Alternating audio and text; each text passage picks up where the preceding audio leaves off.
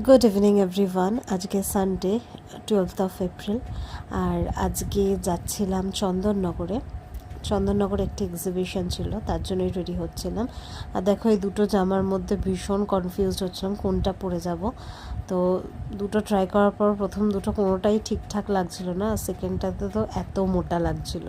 তো যাই হোক, মোটামুটি মেকআপ করা স্টার্ট করলাম, তারপর চেঞ্জ করে এই ড্রেসটাই পরলাম। এরপর একটু হালকা করে মেকআপ করলাম। আজকে চন্দননগরের যে হসপিটাল মাঠ আছে, ওইখানেই এক্সিবিশন চলছিল। তো সেখানে আমি আর আমার এক পুরনো কলিগ এই দুজনে মিলেই যাচ্ছিলাম ওইখানে। আর মোটামুটি এরকম এলাকার মধ্যে যে কটা এক্সিবিশন হয়, আমি আর ওই এক্সপ্লোর করি।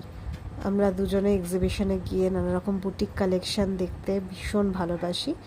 আর এরপর চশমা পরেছিলাম, তারপর মনে হলো লেন্সটাই পরে নিই। আর এই ঘড়িটা পরেছিলাম আজকে, বাংলা লেখা এখানে সমস্ত নাম্বারসগুলো। এরপর ঘাটে পৌঁছালাম, জগদ্দল ঘাটে। সেখান থেকে লঞ্চে করে গেলাম চন্দননগর।